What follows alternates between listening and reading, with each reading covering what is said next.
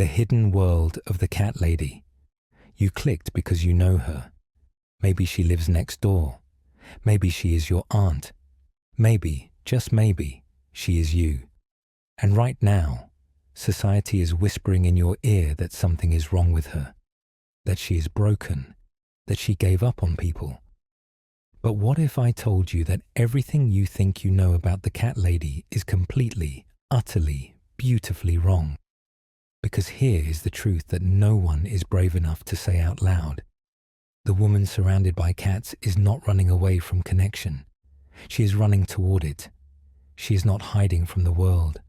She is processing it in ways most people cannot even imagine. And by the end of this video, you will never look at her the same way again. So let me ask you something that might keep you up tonight. What if loneliness and solitude are not the same thing at all? What if one is a prison and the other is a sanctuary? And what if the cat lady figured this out long before the rest of us even knew there was a question to ask? There is a certain kind of person in this world who thinks too much.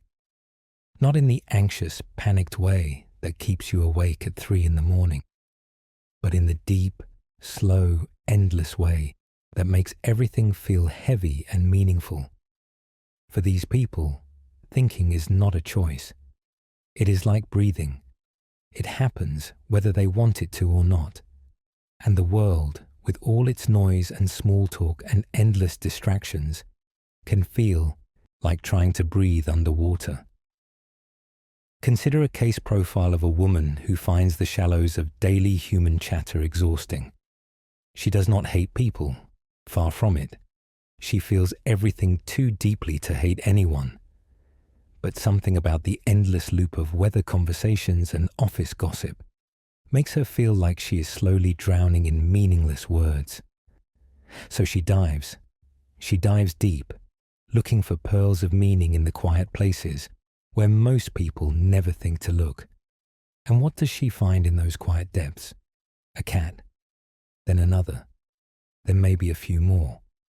Not because she gave up on human love, but because she discovered something different, something that asks nothing from her but presence, something that gives everything without demanding small talk in return.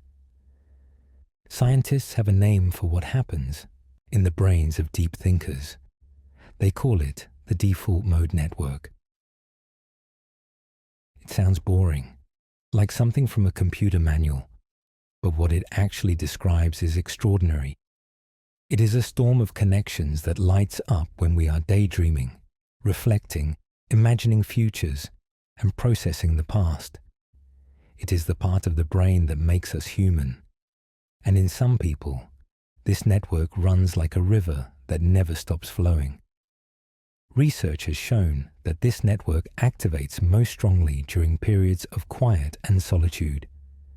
When the outside world stops demanding attention, the inside world comes alive. Memories surface, ideas connect, emotions process themselves in ways that busy minds never allow. And the people with the most active default mode networks are often the ones who crave that quiet most desperately. They are not avoiding life. They are living it in a different dimension entirely. The deep thinker cannot turn it off. When she is standing in line at the grocery store, her mind is wandering through memories of childhood summers. When she's driving to work, she's composing letters in her head that she will never send. When she is sitting in a meeting about quarterly reports, she is wondering what it means to be alive at all. This is not a disorder. This is not a problem to be fixed. This is simply a different way of being in the world. And here is where the cat comes in, because a cat does not interrupt this process. A cat does not ask what you are thinking about and then change the subject when your answer gets too deep. A cat simply exists alongside you, warm and present and perfectly, wonderfully silent. The cat becomes a companion for the inner journey, not a distraction from it. There is something almost mystical about the way cats and deep thinkers find each other. The cat, unlike a dog, does not demand constant interaction. It does not need walks or training or endless games of fetch. The cat is perfectly content to simply be, to sit on a windowsill and watch birds for hours, to sleep in a sunbeam without guilt or agenda, to exist purely for the sake of existing.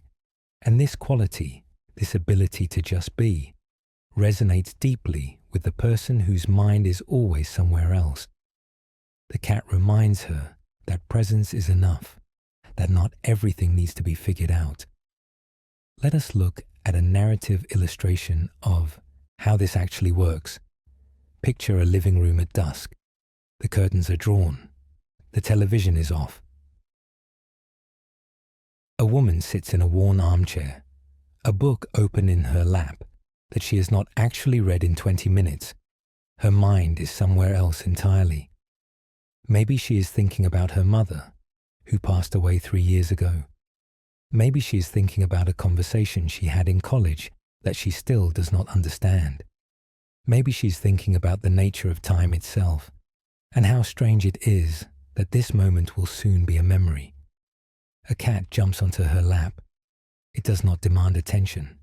It does not bark or whine or push its nose into her hand. It simply curls into a ball and begins to purr.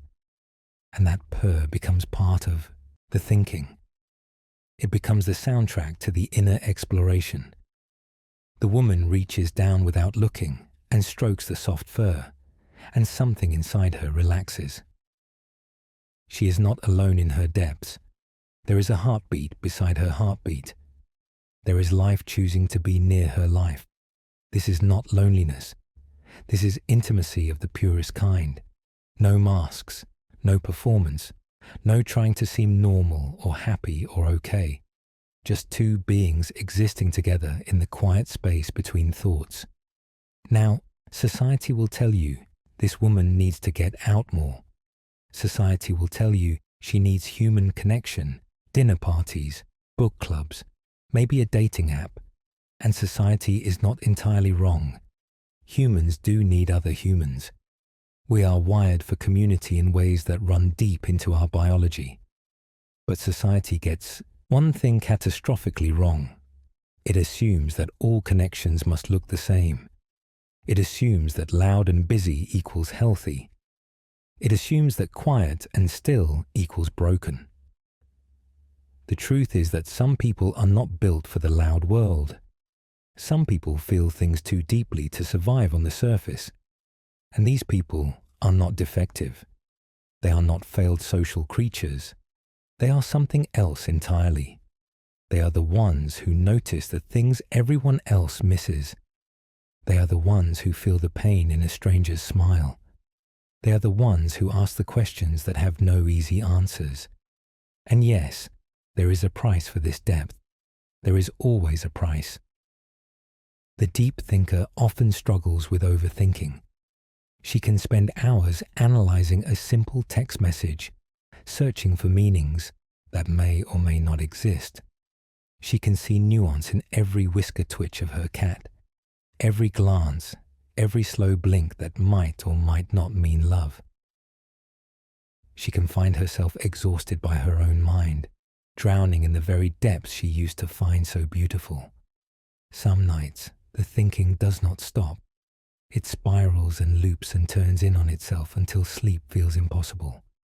Some days, making even simple decisions feels like climbing a mountain, because every choice has consequences, and every consequence has meaning, and meaning has weight that presses down on everything. This is not a choice she makes. This is simply how her brain works. And learning to live with a mind that never turns off is one of the hardest things a person can do. This is the burden of seeing too much. When you cannot look at anything without finding layers, the world becomes overwhelming. A sunset is not just a sunset. It is a reminder of endings, of time passing, of all the people throughout history who watched the same sky and are now dust. A child laughing in a park is not just joy. It is also the shadow of that joy, the knowledge that childhood ends, that innocence fades, that this moment will never come again. The cat lady lives in this world of shadows and light. She moves through existence feeling the weight of everything. And her cats, without knowing it, help her carry that weight. They give her a reason to get up in the morning that does not require explanation. They give her love that does not come with conditions or expectations. They give her something to care for that never judges her for being too much or too deep or too strange.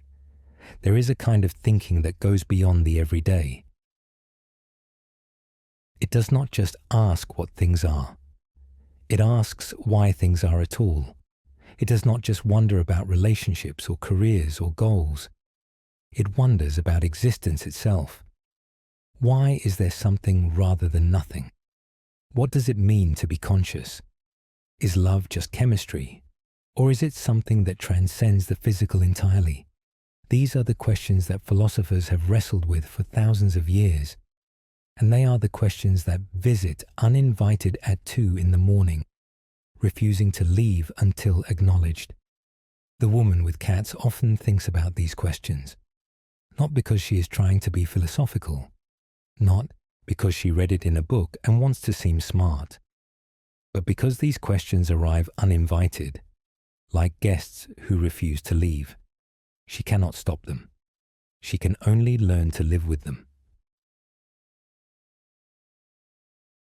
And there is a strange comfort in knowing that a cat, who will never understand a single word of philosophy, can still make these heavy thoughts feel lighter simply by existing nearby. And here is the remarkable thing. She does learn to live with them. She learns that not every question needs an answer. She learns that sitting with mystery is its own kind of skill. She learns that the cats, who understand nothing of philosophy, somehow understand everything about presence, about being here now, about accepting what is without needing to know why. The cat teaches her, without words, that existence can simply be experienced. It does not always need to be analyzed. Sometimes a patch of sunlight is just warm. Sometimes a full belly is just satisfying. Sometimes another heartbeat nearby is just comforting.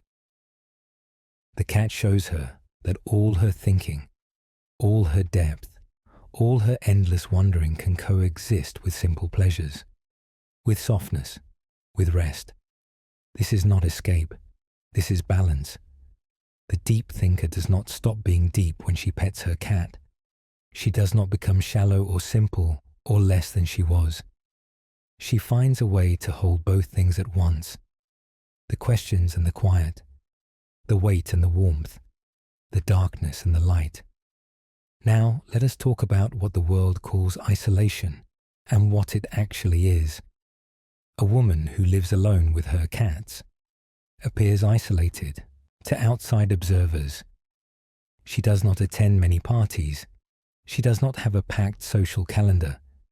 She spends her evenings at home, reading or thinking or simply sitting with her animals. From the outside, this looks like a life half-lived. It looks like giving up. But from the inside, something entirely different is happening.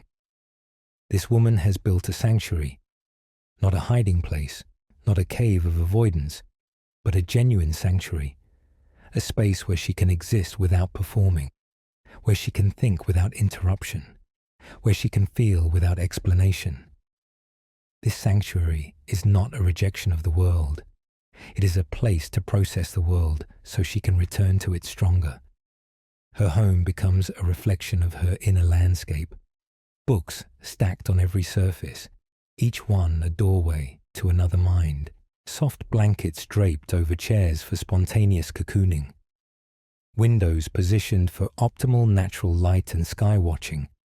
And cats moving through these spaces like quiet spirits, adding life without adding noise. This is not a place of emptiness. This is a place of fullness so rich it does not need to advertise itself. Think of it like this. Some people recharge by going to parties. They come home tired, sure, but a good night's sleep and they are ready for more social activity. These people are called extroverts, and society loves them. It builds itself around their needs. Offices with open floor plans, schools with group projects, a culture that celebrates networks and connections and being a people person. But other people recharge by being alone. They come home from social events drained in a way that sleep alone cannot fix. They need silence. They need space. They need time to let their overworked minds settle back into peace. And during this settling time, having a cat nearby is not a substitute for human contact. It is a companion for the necessary quiet. The cat lady figured this out, maybe through years of trying to fit into the extroverted world and feeling broken when she failed. Maybe through a gradual realization that she was never meant to be loud. Either way, she found her way to a life that actually fits who she is, and that life includes cats. Consider another case profile, a composite example of someone who spent her 20s trying to be normal. She went to the parties. She dated the men. She smiled through the small talk and pretended to care about things that bored her. And every single day she felt like she was wearing a costume, like the real her was locked away somewhere, watching a stranger live her life. Then one day, a cat showed up, maybe a stray, maybe a shelter adoption, maybe a gift from a friend who did not realize what she was giving, and something shifted. The cat did not care about the costume. The cat did not need her to be interesting or charming or fun at parties. The cat just wanted warmth and food and presence. And in providing those simple things, she found herself relaxing for the first time in years. The costume started to feel less necessary. The performances became less frequent. She stopped apologizing for wanting to stay home. She stopped forcing herself to be someone she was not. And people around her, the ones who loved the costume, started to pull away. They said she was changing. They said she was becoming antisocial. They said she was turning into a cat lady. They meant it as an insult. She heard it as freedom, because here is what they did not understand. She was not turning into anything. She was finally turning back into the person she always was, before the world told her that person was wrong. The cats did not change her. The cats gave her permission to stop changing, to stop pretending, to stop being someone she never wanted to be in the first place. This is the gift hidden in the stereotype. The cat lady is not a cautionary tale. She is a portrait of someone brave enough to live according to her own nature. In a world that constantly demands we be more social, more outgoing, more like everyone else, she chose to be herself. And herself happened to be someone who preferred cats to crowds, silence to small talk, depth to surface. Now, it is important to be honest here. Not every cat lady is a philosopher having a beautiful inner life. Some people truly are isolated in unhealthy ways. Some people do use pets to avoid the work of human relationships. Some people are lonely in the painful, damaging sense of the word, and their cats are bandages on wounds that need real treatment. This is real, and it matters. Mental health is not a joke, and isolation can be genuinely harmful. If someone you know has withdrawn from all human contact and seems to be suffering, that is a cause for concern, not celebration.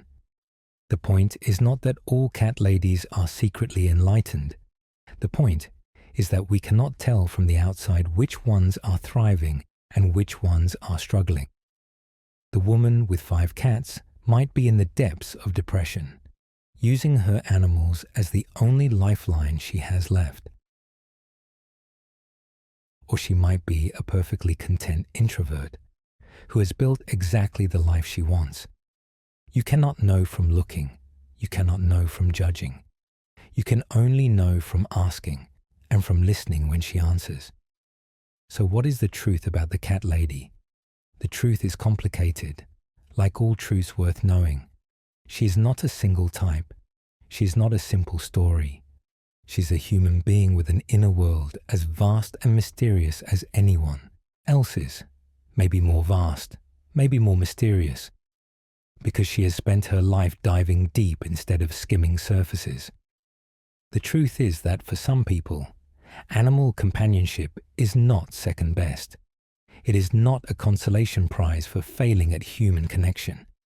It is a genuine choice based on genuine self-knowledge. It is knowing that you feel drained by too much human contact and choosing a life that does not constantly drain you. It is knowing that you think too deeply for small talk and choosing companions who never demand it. The truth is that she was never meant to be loud. She was never meant to be the center of attention. She was never meant to perform extroversion for a world that refuses to value anything else. She was meant to sit in quiet rooms and think long thoughts. She was meant to feel things deeply and need space to process what she feels.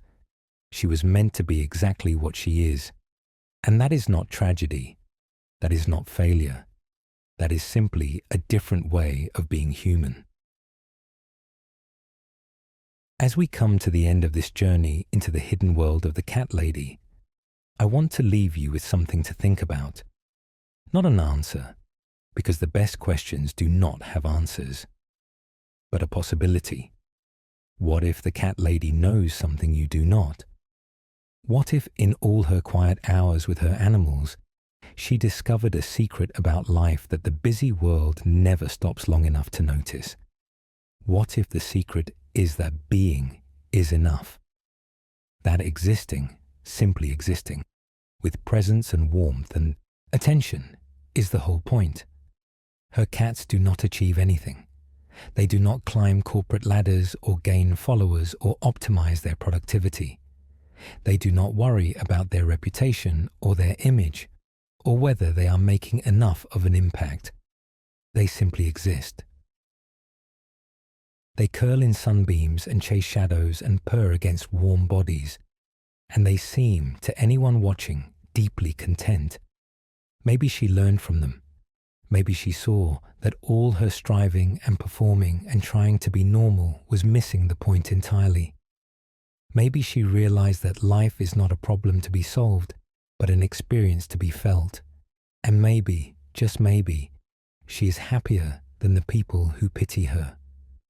You will think about her differently now. The next time you see a woman with cats, you will wonder about her inner world.